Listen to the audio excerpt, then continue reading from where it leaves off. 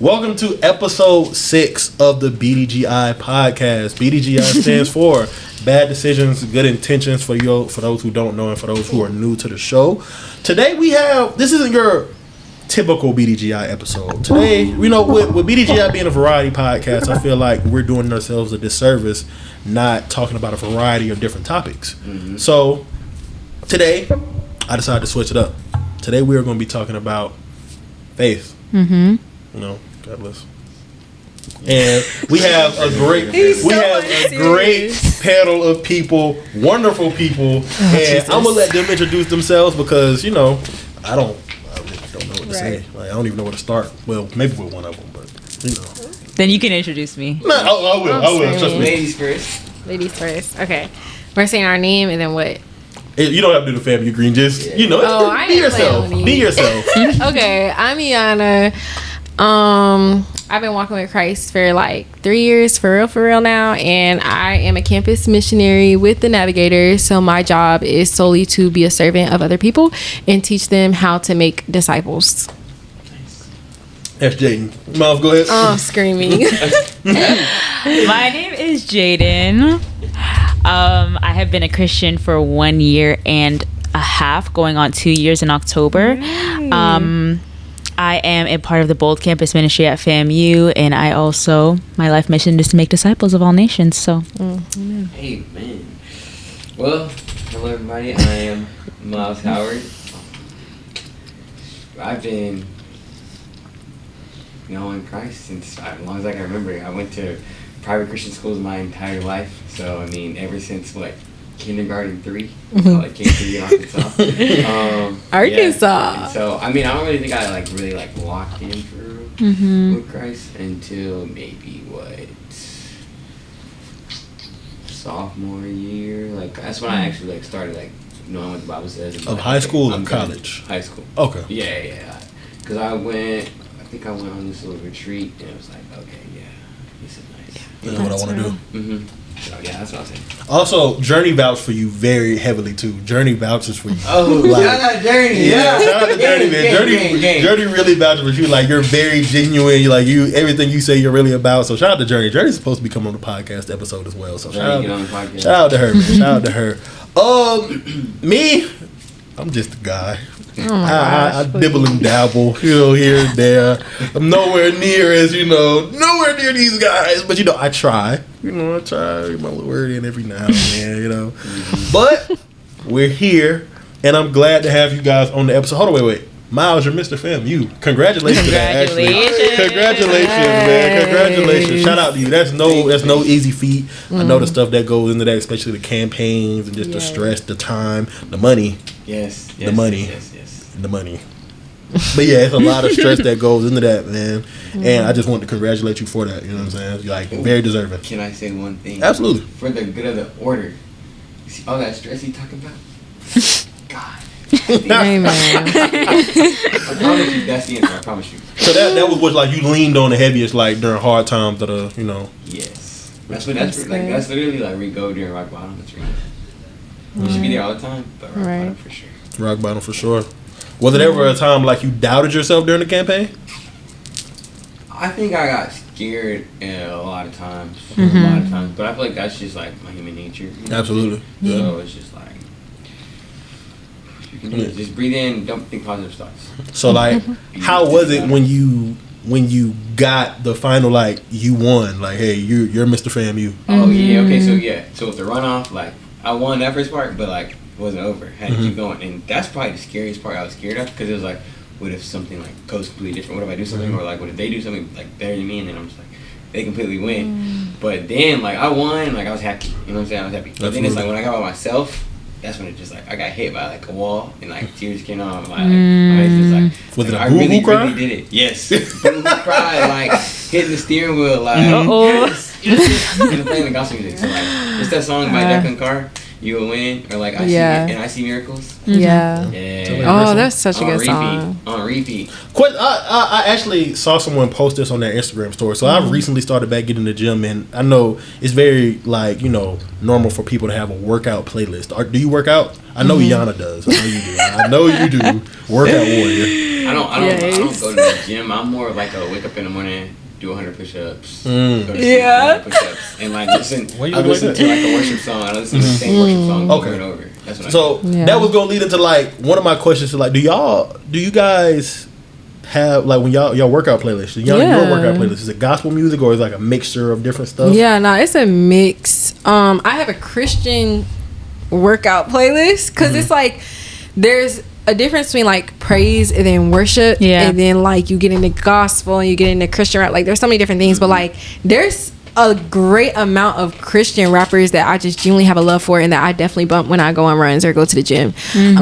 Because I also like when I run keep up a certain pace, and so I actually like look at the beats or like down to the like what's gonna keep me at this like set pace. So no, for sure. That's what's up. I love that, guys. Jaden, do you work out? I do. I dabble dabble. I mostly run as well. And I my playlist is mostly Christian music as well.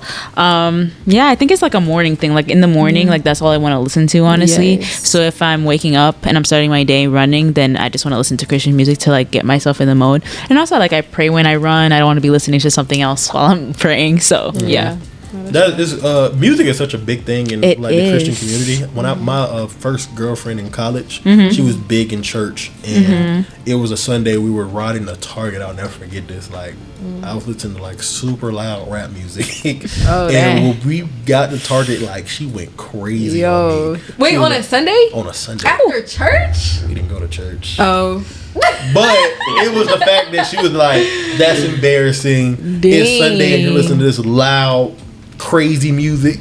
My family members could be here, and on top of that, it is Sunday. Like we don't do that on Sunday around here, and I'm like, oh my bad. So from that day forward, Sunday's been more so not always gospel music, but definitely more so not rap, just more vibey music, R&B, or even lofi beats. I'm big on lofi beats, jazz music, just stuff that's not as vulgar. Not for sure. But do y'all listen to rap music at all? Like rap artists, no Drake, anything like that? I think it depends, because there's definitely a difference between like vulgar music and secular music. Like I completely cut out all vulgar music, to be honest. Like anything that's super explicit, it just don't sit right with me, especially because in my walk with Christ, realizing that I have to guard my eyes and my ears, music was one of those things where it's like I gotta cut some of this stuff out. So I definitely went through a period where everything explicit in my songs in my library was just deleted. But I do have like a couple of good artists that even like my dad put me on to when I was like little. And then I love like my R&B, like my soul. Like I think that it just definitely comes down to a lot of discernment. Like, like you have to feed your soul. Like you can't be waking up and just listening, offer it to just something that is just completely not against the lifestyle that you live and what you stand for. So no, I definitely have some great artists, but like the majority of music that I listen to is not vulgar or secular. So I respect it. What about you guys? Same thing with you guys? I was never really into rap music, so it wasn't hard for me to cut it out. I don't listen to any type of vulgar music at all. I think when I realized that, it's not that God wants us to listen to Christian music all the time, but it's not that God wants us to always like be like in the word 24/7 and doing all these things, but integrating God into every single thing I do, whether it's just listening to music, because I'm a very musical person. I love music, and so I appreciate the fact that God like appreciates music. Like the Psalms are literally songs, right? So I think of songs as like more so a praise of God, even if they aren't specifically talking about God. I think it's beautiful that God created music. I think that people don't obviously people pervert it and all these things, but people who even don't know Christ are making something beautiful. I think there's something beautiful in there, because God is just everywhere, whether you look for him or not, and whether you acknowledge him or not. So it's like I even look for him in like the small things of the instruments or the beats or something like that. So I don't really have to be listening to Christian music all the time in order to like be praising God in my head, Right. Okay, I'll be honest. You can be honest. To like everything, like Disney. You look like you love country. Emphasis on Disney. Disney go crazy. Disney's good. Disney's good. Your mom and dad listen. Yeah. Like I listen to all that. What do you call it? Seven Nation Army, Nirvana. Like I listen to that stuff too. So like I'll say like with the Sunday thing, how you said, like, okay, I one of my friends, she brought up to me, she was like, okay, it's like a certain time that you can like listen. You have to listen to like, I guess like gospel music up into that. You know what I'm saying? And then you can like listen to it because like maybe if you're driving home, like on a Sunday, it's like, dang, like I'm gonna listen to like gospel the whole way. You know what I'm saying? And so it's like for me, I don't necessarily like. It depends on the circumstance for me. Just like as a person, like I gotta just use my discernment, like you were saying, like whatever works for me. Like so, there's like some artists I just don't like listen to at all. Like I low key like kind of stick like straight away from like Uzi or like, you know what I'm saying, you know, different other artists. I don't want to get like too like crazy. It just calls people out. But like there's certain artists I don't listen to, but like I may listen to like them if they like their like intentions were good. You know what I'm saying? So yeah, that's how I am. Absolutely. So. That was a great little opening talk, guys. That was cool. We got to know y'all a little bit. That's what's up, man. That's cool. So, normally, guys, our first segment is shot of the day. Yeah, so, you know, we get a little judgmental eyes over here. No, I'm just looking around. You know, but normally our first segment of the show is normally shot of the day, and y'all know what shot of the day of this time. But because things are a little different, we're gonna change it to verse of the day. Oh, you know. Yes. So our lovely group of guests are going to give their favorite verse or a verse that they're like really, you know, relating to at the moment, and they're all going to have their own verse, you know, and then y'all explain why y'all chose that verse, if that makes sense. Okay, you can give them. So anybody want to start in particular? Yeah, I don't mind. Go ahead, you know, talk to us. So I'm just a part of a lot of different communities that constantly pour into each other, and one of the verses that was shared recently that really resonated with me was Isaiah 26:3-4. It says, "You will keep the mind that is dependent on you in perfect peace, for it is always thinking of you. Trust in the Lord forever, for in him he himself is an everlasting rock." And I think that that's such an anchor verse because it's like you need something to hold on to, like point blank period. Like no matter what you're going through in that moment, whether it's the ups, whether it's the downs, whether it's the feeling like you want to give up, like knowing that God is an everlasting rock, and then also knowing that he's waiting to grant you perfect peace in that, you know. And the Bible also talks about how like God's literally just abundant in everything that you think of that is good, and it's like for him to be a father that is like, no, Yana, like you don't have to carry this on your own. I'm actually waiting to give you this peace. Helps me in meditating on that verse. Okay. My verse is Acts 17:26. It says, "From one man he made all the nations that they should inhabit the whole earth, and he marked out their appointed times in history and the boundaries of their lands. God did this so that they would seek him and perhaps reach out for him and find him, though he is not far from any one of us." So that's 26-27. That's my favorite verse lately because that's another verse that we like kind of hold on to in our ministry, especially when we're teaching other people about the Bible, because it kind of highlights like God is in everything. He's in every single little detail, and it's like he literally hand appoints a time and places. We're not like coincidences aren't a thing to God. Like he allows things to happen, and so once I realized that, and once I started actually living out like not every single, I'm not living a life by chance. Like God allowed me to wake up this morning. God allowed me to be in this specific time. Like we always joke like, oh, I couldn't live 500 years ago. Like God knew, like he put me here at this time for a time as this. And I think just like walking in my purpose is like that scripture really holds me down, because it's like sometimes you can just think that, you know, God is just allowing life to happen to you and he's not really caring about you, or he's not in the details. But that scripture really reminds me that he's in the details. That's good.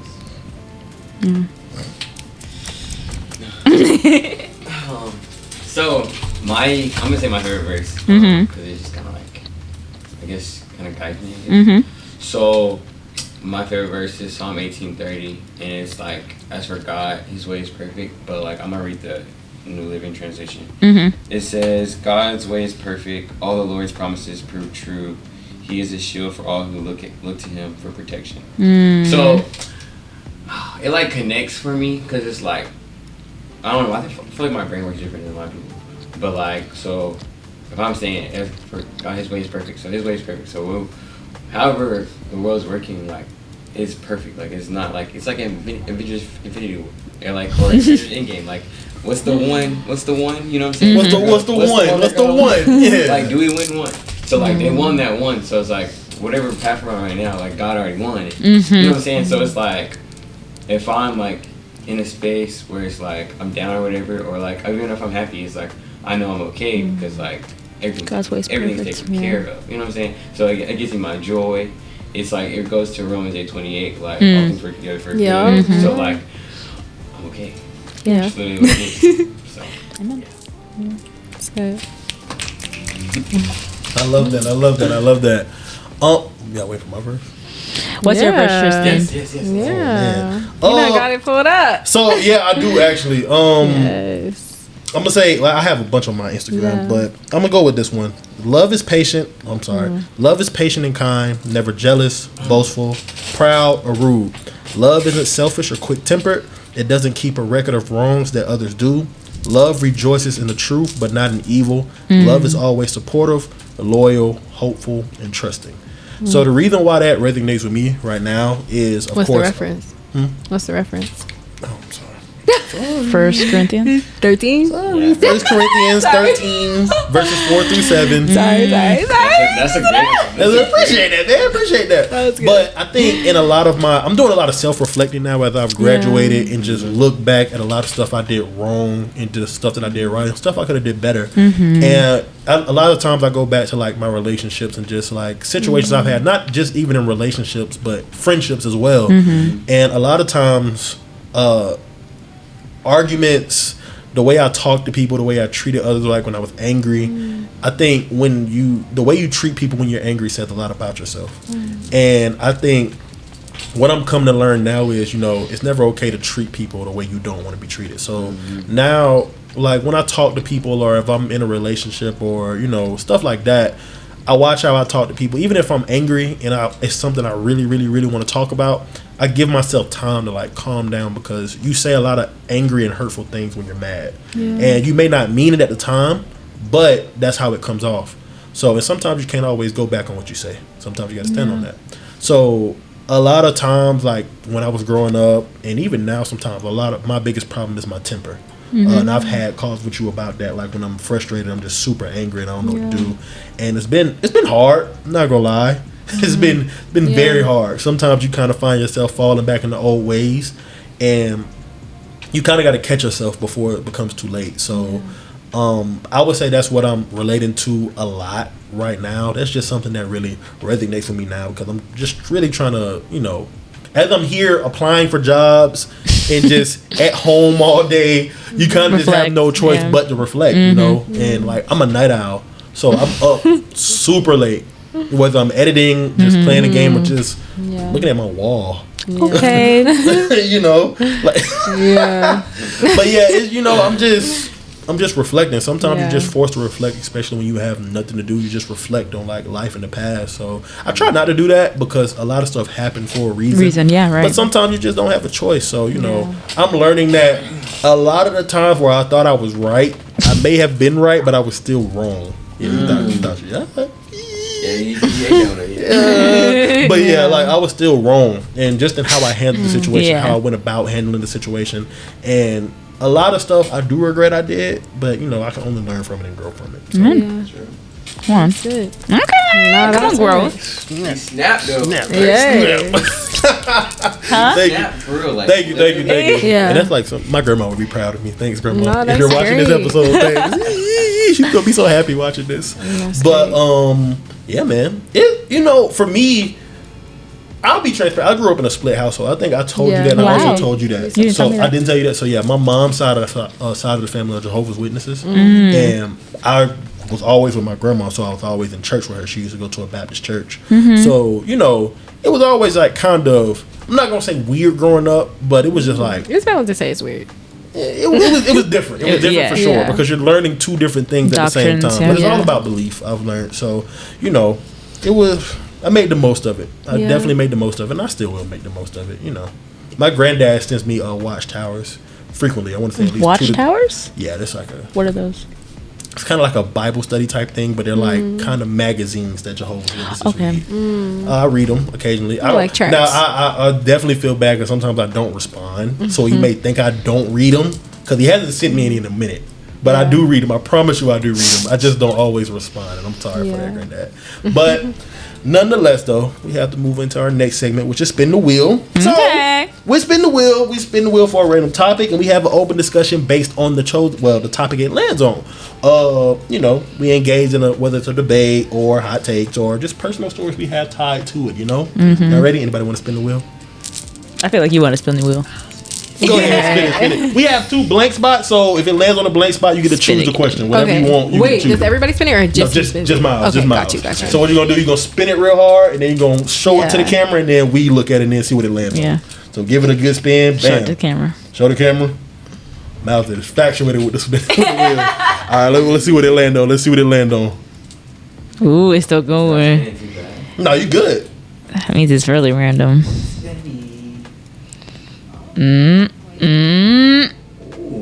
What's the question? It's kind of in between the blank. Backed up. Okay, let it back up. Into the blank? Yeah. No, it went to the green one. What is Okay. it?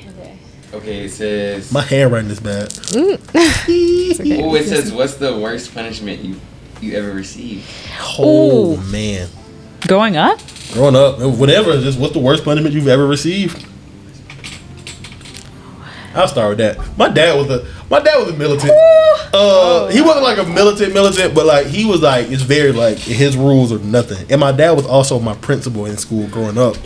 So I got in trouble a lot for stuff that normal kids probably wouldn't have got in trouble for at home. I got in trouble for at home just because I had to set the standard. So it was one day, I kid you not, my dad didn't believe, I ain't gonna say he didn't believe in whoopings, but I didn't really get whoopings growing up from my dad. My mom, different story. Really. I'm talking about that. My dad wasn't really a whooping person, but I really feel like I would prefer a whooping over any of the stuff he made me do. So he used to make me do like physical punishments. So I'll have to do like wall sits for like an hour and a half. Oh my gosh. I had to duck walk for like, around the living room for like hours. And I'd be like, it probably wasn't really hours, but it felt like hours because it hurt so like, oh man, push-ups, crunches. Like I definitely would say those are some of the worst punishments. To like where I woke up the next morning where it would hurt when I laughed, coughed. Yeah. It was bad, man. Shout out to Pop. Sorry for that. My condolences. It was rough. Like I know none of my siblings got that. I know for a fact none of them got that. But are you the oldest? I am the oldest. That's a whole other situation. I think older siblings are definitely like the test hamsters. Like I think we get the rough end of the parents. Yeah. Like like are y'all the oldest as well? As the youngest sibling, I beg to differ. Crazy word. Are you the oldest? I'm the oldest. Yeah. Middle. Oh, that's got. So I'm the only oldest child. So. I'm oldest. Oh really? Oh yeah. So were your parents a little rough on you? Yes. My mom. I grew up in a single parent household, so it's just my mom. She was very much like. We were very alike. And when I was younger and rebellious, when I was like 15 or 16, I think she just didn't know what to do, kind of thing. So she didn't like punish me like into a like planned punishment, but like if she got mad at me, like if she found me in a lie or if I was like hiding something or something like that, she would get really, really upset because I think she had a lot of high standards for me. So she would get really, really upset, and I think just the worst punishment was like seeing the rage in her eyes, kind of thing. And she would get so enraged. One time, I don't even know what I did to make her that mad, but she like it was in the middle of the night.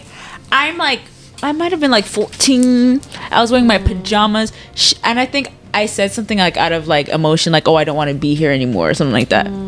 Like not like on this planet, like in my house. Did she pack your bags until you leave? She pushed me out the door and locked it. How long were you outside?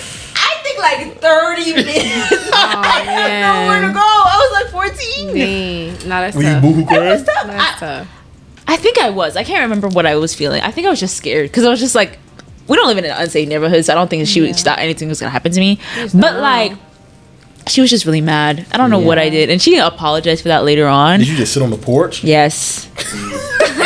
I think she just wanted me to reflect. Like I don't know. He was really reflecting. But I didn't like. I don't know. I was 14. Like I don't know what my mindset was at that time. I don't even know what I did. So I probably just said that, and that really made her upset. I don't even know what I really. Like, oh really? Yeah. I would say stuff like that, but that was probably hurt her more. Like actually, than I thought. Because she's just a girl, you know. Once I realized my mom is just a girl, our relationship was way better. Yeah. That's funny. Wait, question. Can I ask? Can I give multiple answers? Absolutely. Yeah, definitely. So, I'll say the worst one that I can think of for sure would be So like in my school, when you do something bad, you have to write the papers for you to be like, I won't do it again. I won't do it again. So you have to take that home, do that, and then you get home and your parents come to you and they look at it and then they go with you. So both of them on top of that sucked. Yeah. But I think one time I was doing some dumb stuff. I was outside. My dad had these golf clubs or whatever. So like I'm over playing the golf clubs. Tell me why, not the golf ball hits the window, but the golf club. So like, it goes on my hand. I break the window. I'm like scared of my mom. I go hide in my bed, you know what I'm saying? Then my mom, she get me, you know what I'm saying? You know, that sucked. And then my dad wasn't even home yet because it was summertime. Mm-hmm. So I'm with my mom during the day and then that comes after that.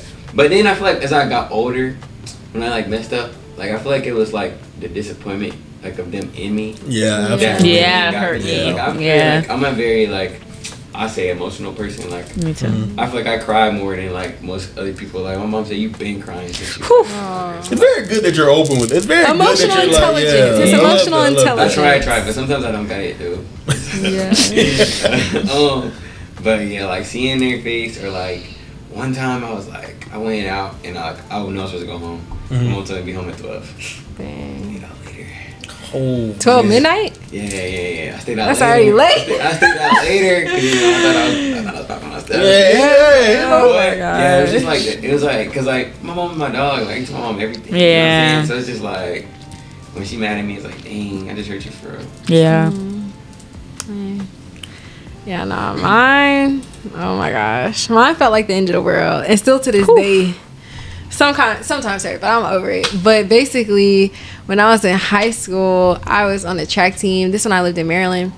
I was on the track team, and I was captain of the girls' track team. And my boyfriend at the time was captain of the guys' track team. So, like, we was like that it couple, right? And so I remember this one day, they canceled practice. I forgot what it was for. I think it was the weather or something. But anyway, they canceled practice this one day. And my parents were like more on the strict side. So like I didn't hang out too much in high school outside of going to school and going to church or whatever. And so they canceled practice. But I'm like, okay, if they cancel practice and practice after school, I can just go hang out with my boyfriend and make it seem like, you know, we had practice. Like, it, you know, and still get home at that same time. And so, yes, I remember, me and my boyfriend, we were at his house. I remember I turned off my phone because I was like, you know, I know that like I have the little Find My iPhone. So I was like, you know, like just in case my mom or my like, you know, they check it, like they won't see my location. And tell me why you can still see the location even with the phone turned off. So me and my boyfriend at his house, and he had like a gravel driveway. And I just heard the gravel of a car pulling up, and I looked, and it was my mom. And I was like, oh my gosh. So then I ended up like sneaking out the back door. Like I snuck out the back door. We had this whole little plan. Like he took me home, like, and it was crazy. But basically, my parents were like really upset, and they pulled me off the track team, and I was captain of the track team. Mind you, the very next week was regionals, right? So like it's like the biggest championship like meet in high school before states, and I went to states every year, and I had like I had a reigning championship for regionals in high jump. So that was my event. And so I was like so upset, and they put me off the track team. I was like, this is the one thing that I care about. Like I don't care about that else. Is the one thing I care about. Y'all gonna take it away. So then I remember like the meet of regionals, I was pulled off the track team, so I wasn't able to go. And I remember talking to my coach, and I was like, you really weren't able to go to regionals? I wasn't able to go to regionals. Like, and like my dad like told the coach, he was like, she cannot go, yada yada yada. And I was talking to my coach, and I was like, if my parents say I can go, like, can I go? Like, and he was like, if your parents say you can go, you can go. Day of regionals, mind you, I did not have my phone, nothing. But I woke up in time to get on that bus. And I remember because they told me, they're like, you can't go unless you get parental permission. Y'all, I snuck in my mom's room while she was asleep, took her phone, texted the coach, and said, Yada can go to this track meet. Blocked the number so that my mom wouldn't get any messages from the coach, and deleted the conversation. Walked to high school, got on the bus, bro. And the track meet was like an hour and a half away. Tell me why we an hour into this bus ride and I'm sitting in the back of the bus like curled up, like hoping nobody. They pulled the bus over on the side of the road and made me get off. And my mom was there behind the bus. And the car ride back was so silent. Like I was like, yo, and I wasn't even scared of my mom. It was my dad I'm worried about. Like I'm like, yo, I done got pulled from the track team. I'm the captain of the track team, and then I just lost my regional title in high jump.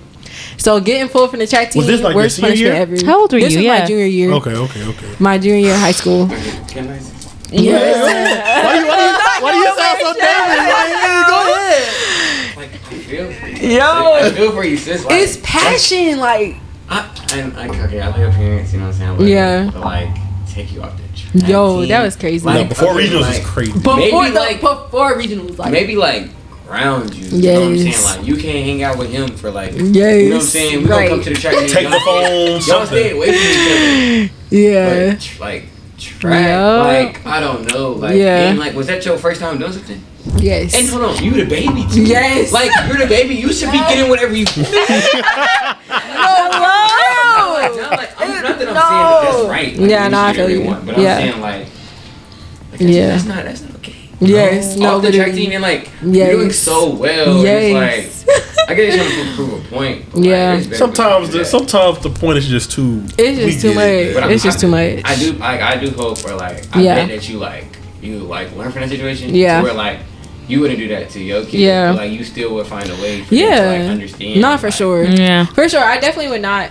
I don't see myself doing that to my kids. And I just remember, like, because I'm a very passionate person. Like, I have been so passionate about track from a very young age. Like, but I literally remember, like, when it came to me waking up that morning, mind you, I didn't have my phone. So, like, for me to, like, naturally wake up, I was like, okay, like, I done set my little clothes out. I had my spikes. I remember writing a handwritten letter to my parents. And I was like, Mom and Dad, please do not be upset with me, but I have to go. Like, this is my passion. But I wrote it in a note and I left it on the bed. So, like, that was so good-hearted. I just would have did it. Yes. No, but, like, it wasn't like she was trying to hide it. Yeah, it wasn't. Like, I was so passionate about it. And I just think it's one of those things where it's like. On her phone, though. Yes. Not gonna lie. I did. That was kind of crazy. But I said, I was like, by any means possible. I'm such a passionate person. I was like, by any means possible, I have to come here. I have to defend my title. Like, but. You have to. They weren't understanding. They weren't. But it was what it was. And, hey, I mean, I still went on to run collegiate. That's all that matters. Yeah, that's all that matters. So, like, that's a blessing. That's a blessing that you were able to do. Yeah. But you learned from it. Yeah, for sure. For sure. What did your older siblings say? I don't even think they say nothing at this point. Like, because I have two older sisters and a brother. I think my brother was way in college, and then my older two sisters are more reserved. So they was just like, dang, like Iana, dang, like Iana, like dang, like. And it was one of those things because my dad traveled a lot, so my dad was not home, and it was just like, yo, when you know think dad comes was home, there, like he would have. Yo, if my dad was there. Yo, I don't know what would have happened. Like, do you think he probably would have like just let her go? You know? No, my dad was the one who was like, take her off the team. Like, that's tough. It was hard, but hey, that's what it was. You got through it. Got through it. Not that for sure. It wasn't that deep. It wasn't that deep. But well. That's crazy. That's interesting, guys. That was very interesting. Like, the funny thing is, like, I low key like thought the story was over. No. And it was like, no. I woke up. I was over here. I got the phone. And I was like, I'm not there. I thought when she got on the bus, she was like, she was gonna come, she was gonna run, and then she'll get in trouble when like she got home. But I got on the bus, and I kid you, I still remember that conversation because like I was at the back of the bus hiding, and then I remember when the bus pulled over. Was gonna do something. When the bus pulled over, I kid you not, I turned to my boyfriend. I said, listen, I said, put flowers on my grave every Thursday. Tell the kids I love them. Like I was literally thought I was gonna be dead. Like I thought I was done, but I was so passionate. I was like, I was like, and I was in high school, like I was just being chill, but I was like, put flowers on my grave every Thursday. I like red roses because I'm gonna be done. Like, mind you, and then when I got off the bus on the highway, I'm not gonna lie, I contemplated sprinting. Like I contemplated running, but I was just like, it's already bad enough. My mom is already here. The athletic trainer is already here. They already know. But I remember I told my boyfriend to get me this shirt from regionals. I forgot what it was. Oh, it was like track athlete by day, ninja by night. And like I had remember seeing that shirt, and it was at the track team, and I was like, and get like the regionals on the back. And I remember he was a real one. He got it for me. He got it for me because he knew I couldn't be there. And he know that's a real one. Shout out to him, even though I know he's no longer. Nah, shout out to him for real. Real one. You're a good guy. You're a good guy. Yeah. That's something. Yeah. No, it's talk about the decisions we make as kids. Yeah. Man. I'm trying to think if I never made any other crazy decisions. Yeah. But to this day, I don't think I would have did anything different. I mean, of course, I would not have like gone with my boyfriend on that day that it was track practice, but like like me being a by all means possible, if my heart is in it, I'ma do it. Like I stand by that. Like I really do. Okay. I respect that. Yeah. Moving into the main discussion of the show. Our main discussion, we dive into a planned topic for the episode. We share our opinions, experiences, or our research, and then we have everybody's perspective on it. And today's perspective, people are very familiar with Woody McClain. Woody McClain is a former FAMU alum. He was in the Marching 100. Marching 100, correct? I thought he was a striker. Not like you were in the Marching 100, right? Oh, no. No, you weren't? I don't know why I thought you were in the Marching 100. Nah, but that'd be cool. Hey. And he was recently on the Pivot podcast talking, about some of his recent struggles as an actor and just, his breakthrough in the industry. And he was talking about how he was really hoping for this role in Power. And he went to his neighbor's house. His neighbor told him to come over and let me pray for you. And, basically he was telling her how she used these crystals or whatnot, prayed for him, and then 2 days later, he got the call saying he got the role. Now, on TikTok, people have been talking around about it, and they was like, this is basically witchcraft. This is like, that's not an actual prayer, this is witchcraft, and that, they're feeling a little iffy about it. I'm not too familiar with it. I'm not gonna lie. I thought it was very interesting. I was like, this is very intriguing. And I wanted to get y'all's input on that. And I wanted to see what y'all thought about it. I don't know if y'all want me to start, but I think we find ourselves in. Well, I also want to talk about discernment too with that as well. But I think in certain situations, we get desperate. And I was also talking to my friend Victoria, who was also on the last episode. Yeah. And she was telling me be careful of who you pray. Make sure you're always who you're praying to, because it may not be God that answers those prayers. And I was like, that's interesting. Never thought of it that way. But I found it interesting that it happened that way, and that what I'm saying, maybe it was already in the works of him going to get the role. Maybe it was because the woman did what she did, prayed over him with the crystals and stuff like that, and then the call came. I'm not exactly sure, but I will say he's a very talented actor. I like him in a lot of the stuff he plays. I know he did the Bobby Brown stuff. He did Power, and he was in something else recently as well. But and I've seen him on campus a couple of times during homecoming. Pretty cool guy. I saw him too. Pretty cool guy. So I think it's strange to me. I've heard about the witchcraft stuff here and there. I don't really so much believe in it. It's like, what do you mean not believe in it? You don't think it's real, or you just don't practice it? I don't find validity in it. Okay. Can I say something? Yeah, absolutely. Okay. So I was because I went to Christian school. So I was in 9th grade, and we kind of had a discussion. And then my teacher was like, well, we didn't really have a discussion. I kind of just asked. I was like, is magic real? And then so it was a discussion, my bad. I was like, is magic real? And she was like, yes. And I was like, I'll probably look at the same way. How is magic real? I'm watching Harry Potter. I'm like, this is fake. This is not real. How is this possible? But then she was like, magic is the devil's power. And I was like, because it's if you think about it, that could be actually possible, because it's what else could you define it as? You know what I'm saying? Because it's you got God, what God does, but then it's all the other things, the demons who may get some consume somebody, you know what I'm saying, or get into somebody, then that is considered magic because you see it on the TV. So it's so I thought that was a different perspective. So maybe you could consider that the same thing as witchcraft. The witchcraft could be magic, and then that's the devil working. So. Interesting. That's interesting. See, I never looked at it that way, and I just thought I watching it, and I was just like, I can see where they're coming from. I can see where the person's coming from and why he thinks that. I just think it was a coinkydink. So, I think for me, the Bible does mention that witchcraft is in there. So it's like, I know witchcraft is a thing because I believe that what the Bible says is true. In Galatians 5:19, it says the acts of the flesh are obvious: sexual immorality, impurity, debauchery, idolatry, and witchcraft, right? Witchcraft is witchcraft. And I think that, magic in like movies and like magic in like books is not necessarily like witchcraft, just because God gave us imaginations if we want to make up a dragon, if we want to, he gave us free reign over that. But that when you take it to like actual real life, that's when it becomes like you're trying to take God's power and try to make it your own. And obviously using demons to do that, I think that's real. And I think that with the Woody situation, I don't think it's fair to just, I don't know if he's a Christian. Like, I don't know if he believes in God. He might like believe in God, and he might believe in Jesus to a certain extent, but that doesn't automatically mean that you're a Christian and you should be held to that standard.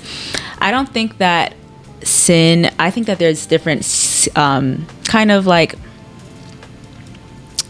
in the world, like we see different levels of sin, like, okay, killing someone is really bad, okay, but lying is not that bad. Like, you may see that difference, but I believe that God sees sin as sin. Like, he doesn't like differentiate, more so like of everyone sins, everyone does it. It's not like let me nitpick this one, and this is the one that Jesus is gonna die for, but this is not the one that Jesus is gonna die for, just because sin is sin, and he sees it as that. So when we say like Woody is doing witchcraft, again, like, we don't know what his beliefs are, and we can't just, as like, I believe like Black people love to like put that on people, like, oh, that's my brother, I'm just gonna assume that he believes in Jesus. He might not, like, he might be okay with crystals, and that's his business, honestly. And another scripture is 1 Corinthians 5:12. It says, what business is it of mine to judge those outside of the church?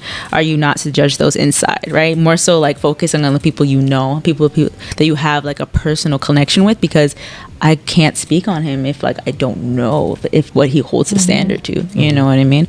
I believe witchcraft is evil, but like if he wants to do it, he has a free will to, but if he didn't know he was doing it and she over here deceiving him and making her think that that's God, I believe that God is very a justice-based God. Like, he will show him at some point. So, amen. That's how I take on it. No, that's good. I automatically thought of Deuteronomy 18, and it just talks a little about divination. And verses, I'll read, what is this, 10 through 14, says, no one among you is to sacrifice his son or daughter in the fire, practice divination, tell fortunes, interpret omens, practice sorcery, cast spells, consult a medium or a spiritist, or inquire of the dead. Everyone who does these acts is detestable to the Lord, and the Lord your God is driving out the nations before you because of these detestable acts. You must be blameless before the Lord your God. Though these nations you are about to drive out listen to fortune tellers and diviners, the Lord your God has not permitted you to do this. And so this is interesting because I honestly did not see the video before you had showed and shared it with us, and it just makes me, for one, definitely be like, okay, this is definitely something, someone to pray for. And that's kind of more my like immediate response, rather than judgment of like, like, he shouldn't be doing this. And I think, like, of course, to my understanding and to my beliefs, like, I don't believe in crystals. I don't believe in the power of crystals. And I think that people can find comfort in crystals or run and idolize crystals because they're looking for belonging and they're looking for answers in life. And especially because God created us, in a sense, to feel yearning for love, but also to yearn for belonging. And everybody's essentially looking for that. They're trying to feel love and they're trying to find belonging in a lot of different things. But God created us to find that in him. And so it just makes me think, like, what did he believe crystals could bring to him, whether in influence, power, wealth? Like, what was his, it makes me think of what was his motive. Of course, like, I may not ever know that because I don't know him, and may, like, literally genuinely may never have this conversation with him. But witchcraft is real, voodoo is real, crystals, they're real objects, but they don't bring power. They don't bring what you think they do to the people who genuinely do support that. And it just makes me like want to like ask those questions. Like it makes me more questionable than like a quick response of judgment, you know, and like, but rather taking prayer of like, no, like, but this isn't, it's not out of the ordinary, you know, because it's like, this is Hollywood. Like we have heard extreme, even more extreme cases of what's going on over there and what's going on in the industry. So it's like, to me, hearing this does not raise an eyebrow. Yeah, it doesn't. It's very unfortunate, you know, and it just, yeah, it definitely does raise a lot of concerns. But it's like, this has been going on for a long time. You know, a lot of people have been a part of this, and it's becoming normal, unfortunately. You know, like hearing about, you know, and it's actually concerning. And even me speaking from losing a friend to crystals and to a difference of belief from walking closely with someone who was following the Lord, it's very heartbreaking. Like, and having that personal experience, it definitely opened my mind to like more mental struggles and the demonic realm and the things of that. Just kind of like you guys are saying, like, oh, like magic is like the devil's power, this and the third.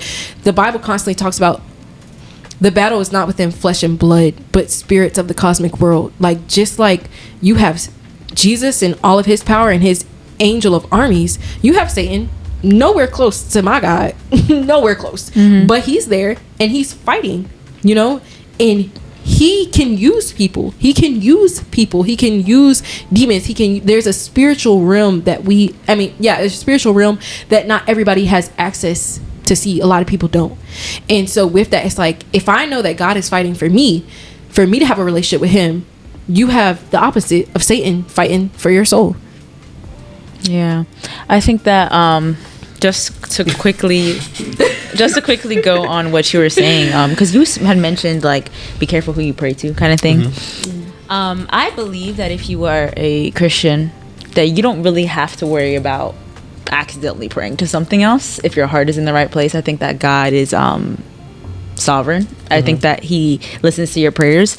There are certain situations where God does say your prayers will be hindered, and you should go look that up. But I don't think that's something that that people should be actively worried about, because I remember even as a person who I always identified as a Christian, but I don't believe that I became a Christian until a year and a half ago. Even before, when I was living in sin and all these things and doing whatever I wanted to do and wasn't really having a true relationship with God, I prayed. And it wasn't like, and I don't think that me not knowing who God was all the way, like I knew him to a certain extent, but I didn't know as much as I know now, and I definitely still don't even know, because God is vast. You don't know everything about him. But I think that me praying back then, my prayers were answered now. You know what I mean? Even when I wasn't even like knowing who I was praying to, or knowing like who God was as a being, like what his heart was for me, I was still talking to him. And I think that God is sovereign, and I think that unless you're actively trying to pray to something that isn't God, or like obviously praying in like maybe, I don't know, something demonic on purpose, I don't think that is something that we should be worried about, and that God calls us to worry about. And then another thing that I love that you brought up is like humans like want to be in control. Like humans want to feel belonged, feel like they belong, and they want to feel loved. And I think that to add to that, what I was saying is like we also have a desire to be in control. We also have a desire to want to see what's going on, want to know what's going on. Like, and I think about it as, well, there's a Bible verse that does say God sets eternity upon man's heart. Like there's a God-sized hole in everyone's heart, whether they know it or not, and they're always trying to fill it with something, right? And so it's like whatever you fill it with is gonna be that thing of that's God to you, right? And I think of Adam and Eve. Were they not loved? Did they not belong? They literally walked with God in the garden, but they wanted control.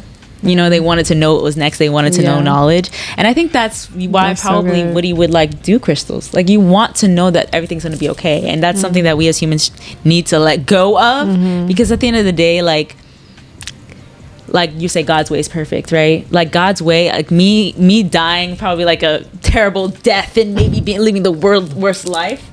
If that meant I go to heaven and I live eternity with God, God's way is perfect. Amen. A terrible death, though? Terrible death. Like, how terrible is terrible? All right, for sure. And you think about it, it's hard to believe that unless you get to a certain maturity in your in your faith. It's hard to believe that. So I don't think it's fair for me to like judge people who can't understand that. You know what I mean? Because you do have to be in your word. You do have to have a relationship with God for him to give you that peace.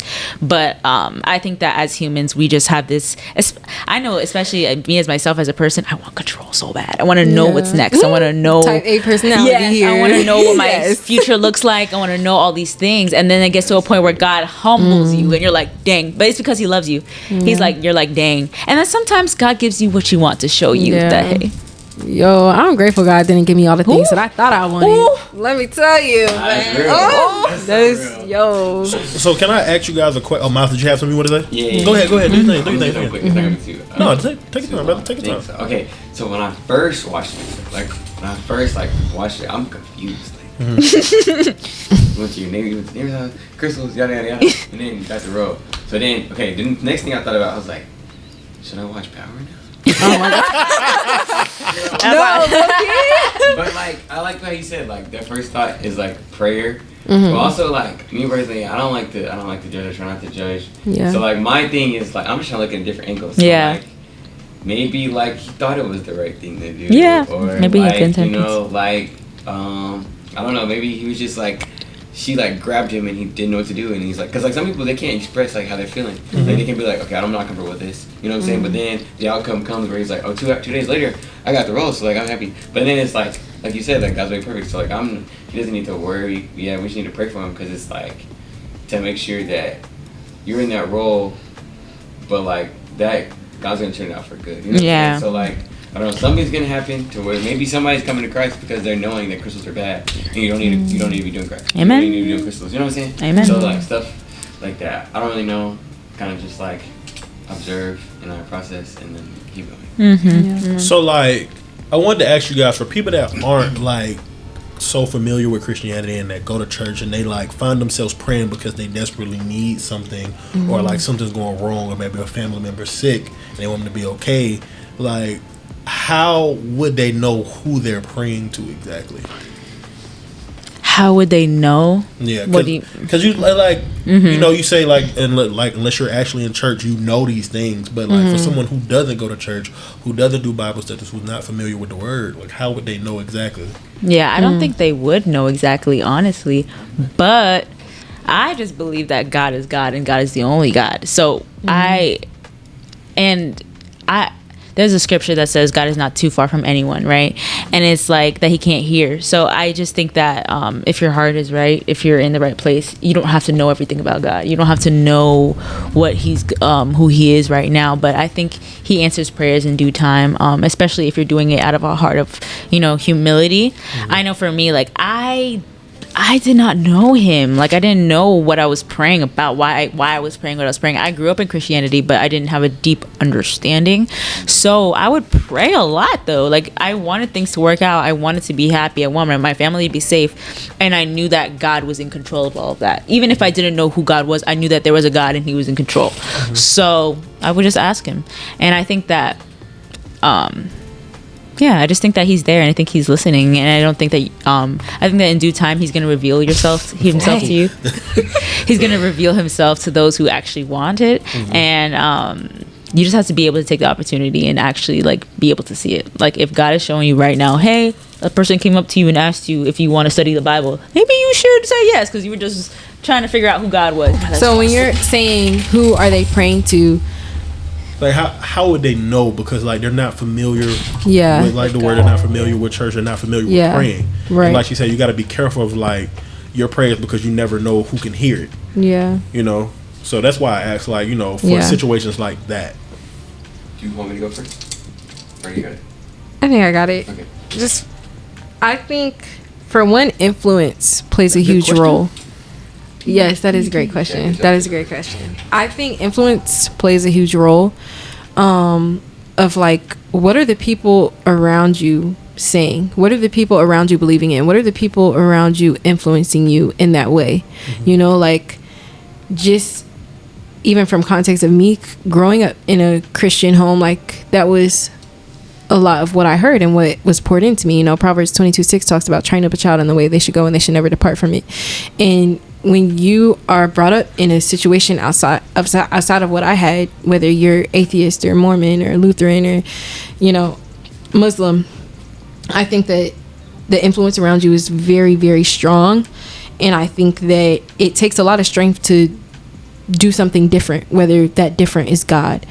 And I think that a lot of people have an insane amount of faith, to be honest. Like, even if you don't have faith in God, you have faith that you're going to wake up tomorrow. You have faith that your car is going to start.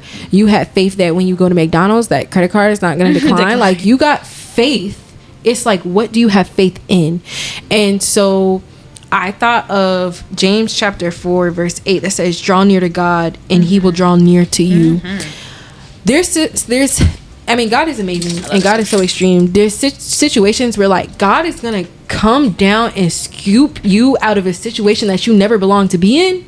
You either going to have that, or you're going to have a situation where you are yearning for truth and you're yearning for God and you're desiring God and you're drawing near to him, and he's going to show up for you. He's going to show up for you. He's going to show up for you through situations, through people, through a movie or a scene or a quote or something that's going to inspire you and touch you. And it's like, no, I was just in my head thinking about that. And I just needed another reason to live when I thought about giving up, and it showed up, you know? And so I think that if you are not a believer and you don't know where to start with putting your faith, it's like, God is like, start here, start with where you're at.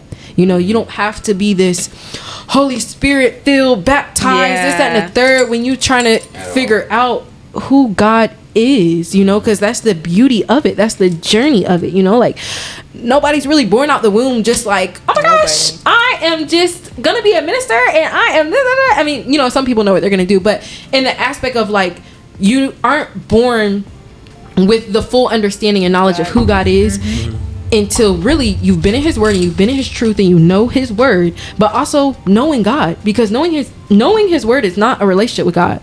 Knowing a religion is not a relationship with God, you know? And so the beauty of that is that God is not someone who's like, yeah, I just want y'all to worship me forever. He's like, no, come to me, children, because I'm here with open arms waiting for you.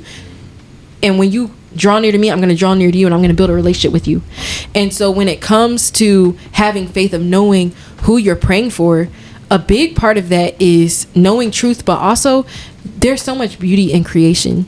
There really is. And I think when you get into the science of it, of why the earth is where it's at on its axis spinning, and we got days and nights and seas that don't overcome the land and land that don't overcome the seas, and we got stars and you got breath in your lungs that's given from the oxygen in the trees, and we give that life. Like, when you start thinking about the divineness of God, it's like, there's no way that there's not a creator that loved me so much to put me here. And I start with that faith of believing that, or striving to believe in that, and God is going to draw near to you. Yeah. Okay. So expound that. That made me think about that song, you know, like "So Will I." Yes, the stars are made to worship. I was scared. Well, like, yeah, I was thinking about, like, your posture. You know what I'm saying? Like, your position. Like, in my church, I went to Baptist church, like, when I was growing up. So it's like we had that song, like, "Come on, come on, come on." So it's like the song, like, God takes you as you are. So it's like wherever you, however you feel, like, whatever you're going through, as long as you have, like, the right state of mind, like, you're coming from a good place, I feel like it doesn't matter, like, what's going on. Even if you're angry, you can tell God you're angry. You can tell him. You can be like, God, I'm mad right now. But, like, because, like, he's, like, you're his child. He's going to listen to you. Like, your dad, you're, like, you're mad at your dad. You're going to yell at your dad. You know what I'm saying? So it's just like that. And it also makes me think of the verses. Like, it's like Psalms 34:18. It says, the Lord is close to the brokenhearted. He rescues those whose spirits are crushed. And then it's like Psalms 147:3. He heals the brokenhearted and bandages their wounds. So it's like, you're broken, as long as you're, like, you're saying, like, I just need somebody to help me. Like, he's near, he's there, like, he's near. So, but it's also like, it also comes to, like, what you're talking about. It's talking like, I think it comes to, like, the maturity, like, the level that you have.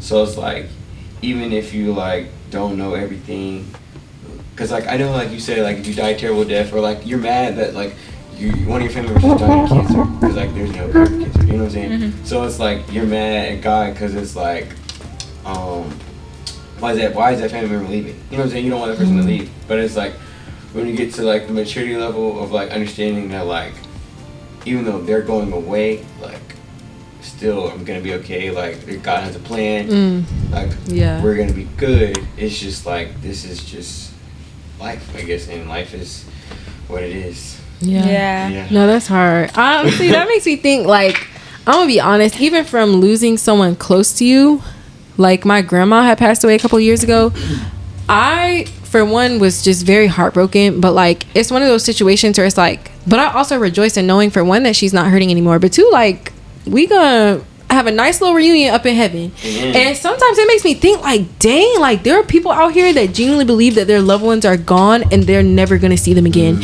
And I don't know how people cope with that sometimes. Like, I find joy in knowing that my grandma was a believer and I'm a believer, and one day we're gonna see each other again. Like, that makes me happy.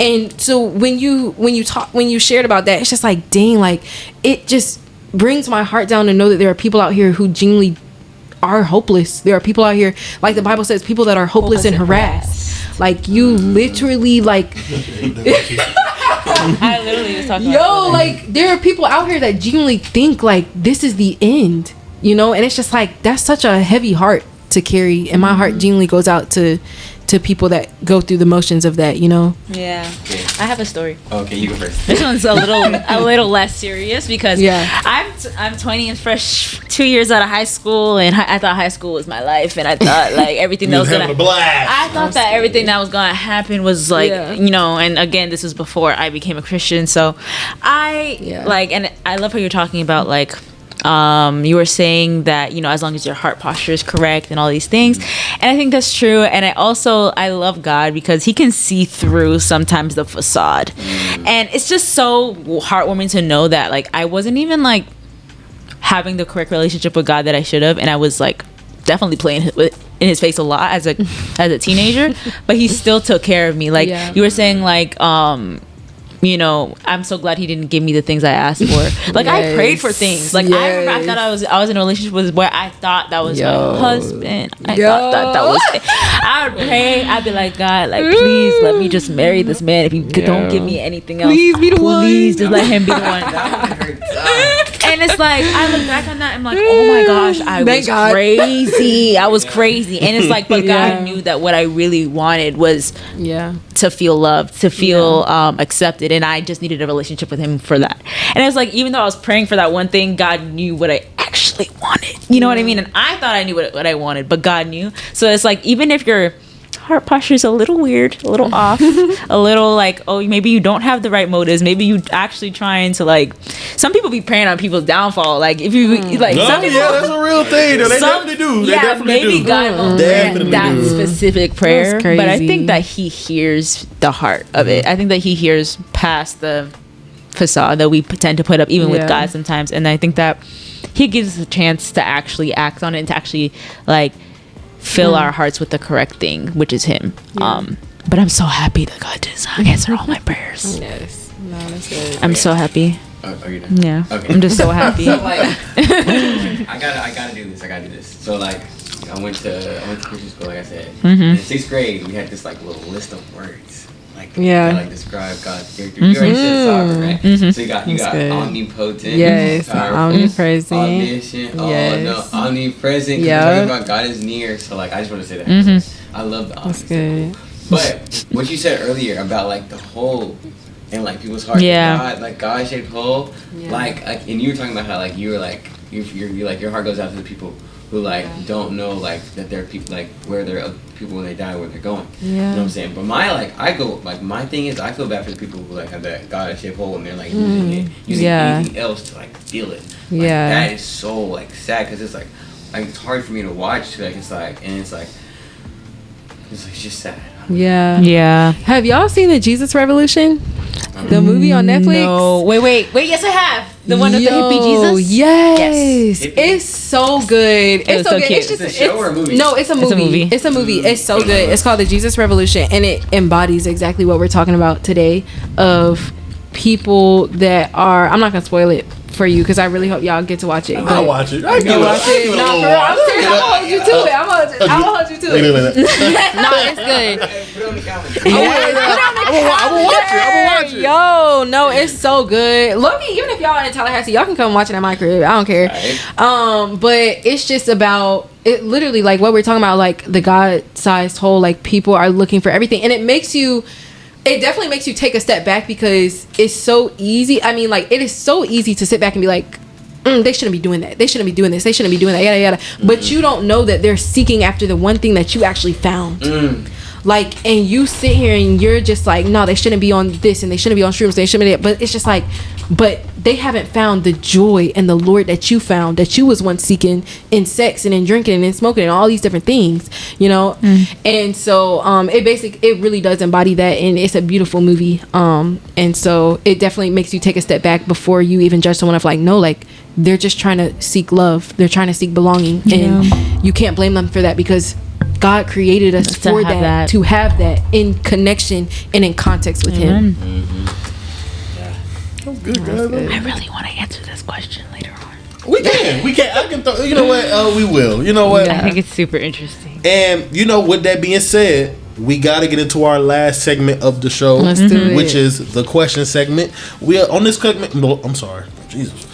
On this segment, we allow people to send in different questions and allow them to be answered. We allow audience questions. I should have did this on live. Hold on, let me get on. Wait, no. You can. Can I? Okay. It can't be that long. We already like. Okay, go ahead. But nonetheless, though, we got a couple of questions sent there. Jaden said she wants to answer a certain question. I got a couple of questions. I got a question or two I got off TikTok. Yeah, I got something I gotta say too. Bet. So we're gonna start with this question. Let me pull it up off my phone, and I want to see what y'all thought about this. So it said, it's hard to receive what you need when all you can see is what you want. What does that mean to you? Okay. I'll say this first. How we're talking about relationships, like you're like saying like, oh, please make this like my husband, or like please make this like my wife or something like that. And it's like when you're with that person, like that's all you know. Like that's all you can see. So like then it's like once y'all break up, or like relationships over, all you have to like go back and analyze and be like, and then you see all the stuff that you missed, that you weren't seeing. That like now you see, okay, this is why we broke up. This is why God protected me from this. You know what I'm saying? Yeah. And it's like, or if you're like trying to pursue somebody, because like rejection is like redirection and protection from God. So it's like that's good. You may not see it in the moment for sure, but it's like that's why it's important to like reflect and it's good to be present, but it's also times it's good you gotta step back and be like, what is going on in my life? Like, what am I doing right now? And it's like, is this beneficial? Because it's like, is this beneficial is always the question. I need to clean my room. Is this edifying? I need to clean my room, and I think I need to throw a lot of stuff away because it's like, why do I have all this stuff? Like, I don't need this, but it's something that I wanted. So I'm gonna clean my room, and then like whenever because I'm moving to a new apartment. So whenever I told myself, whenever I move to this new apartment, it's like before I put something in place, I gotta process and be like, is this a good place? Yeah. You know what I'm saying? So, that's good. I think I have a different angle on that question. I'm trying to find another question. But continue your answer. Yeah, I have a different angle on the question. It's hard to see what you... Wait, what was the question? It's hard to see... Why is it hard to see what you... What does this statement mean to you? It's hard to receive what you need when all you can see is what you want. Yeah, okay. I think for that... See what you need all you can see is what you want. I don't think... Not only is it... I think it's extremely hard. Like, I think it's almost impossible to receive what you need if you're blinded by what you want, because it goes back to the scriptures, Acts 17:26 that I shared for the verse of the day. It says, perhaps people reach out for God, because God gives us a choice and He gives us free will. If you want something, you can get it. God is not going to sit here and be like, no. He's not like a... Love isn't controlling someone. So if you want something, you can go get it. You can go do it. You can go pursue it. You may not get it, but you can pursue it all you want. You know what I mean? Yeah. And I think that God, if you are out here pursuing what you want all the time and not consulting God for what you actually need, you can get that thing that you want and never get the thing that you need. You can. It's very possible. It's in your hands to pray to God and to actually ask Him for what you need. And He gives us free will to do that. I think this kind of means so it's hard to see. So during the summer, I really wanted something. Like I desperately wanted it. I kind of lost myself trying to get it because that's how bad I wanted it. Yeah. And I think I had lost track and lost sight of what I really needed at the time, which was to like take a step back, focus on myself, and focus on all my other. I had a bunch of issues going on in the summertime, but I was so focused on this one thing. Like I want this, I want this, I want this, I want this, I want this. And in the summertime, I found myself praying more than I ever had. For that thing. For that one thing. Yeah. For that one thing. I found myself praying more than I ever had. And this is coming from someone that doesn't really go to church as often and doesn't really pray as often either. So I found myself praying literally every day before I went to sleep. Woo! Every single day. You want to do that? Yeah, we love that. Every single day before I went to sleep. That's how bad I wanted it. Love that. I was like, I need it. I thought I needed it, but at the end of the day, like when I finally got it, he was like, I found out he was really telling me like, no, you didn't. Yeah. You didn't need it, man. And I tried to give you those warnings. Yeah. But had to find out the hard way. Right. And you know, it shook me to my core. I'm not gonna lie, it really hurt my soul. But like looking back at it, everything happened for a reason. Yeah. You know? So yeah. No, I definitely would say like, I think sometimes the things that we want aren't going to force us to build the endurance and growth for the things that we need. Yeah. And it's like, it makes me think. And then you get hit with something, and you should have. It just makes me think in Galatians, like, in just so many different chapters of the Bible, honestly, Paul is like, whenever there's endurance and whenever there's that challenge of thinking that you're going to give up, thank God for that, because that's going to build endurance. And it's like, how else are we supposed to build endurance if we get everything that we want? How else are we supposed to be in uncomfortable situations that allow us to grow if we get every single thing we want? And then on top of that, the thing that you want is probably going to destroy you. Like, to be honest with you, like the thing that you think you want, God is like, if you get it, like, this is not what I have for you. On top of that, God just giving you greater than what you can think or imagine. It's like, no, I think I want this, but God got this times 10 in the back waiting for me. But I'm so stuck on what I think I want in the moment that I'm not gonna let God work in my life to provide the thing that's really going to shift my life, the thing that's really gonna make me that woman of God or that man of God in that season that I was genuinely seeking to be better, to grow. Yeah. You know, and so like I think it's hard for sure. Like even me sharing about, well, for one, I have a little mini testimony, but I had wanted this car for so long, y'all. Like I had this dream car that I had wanted for like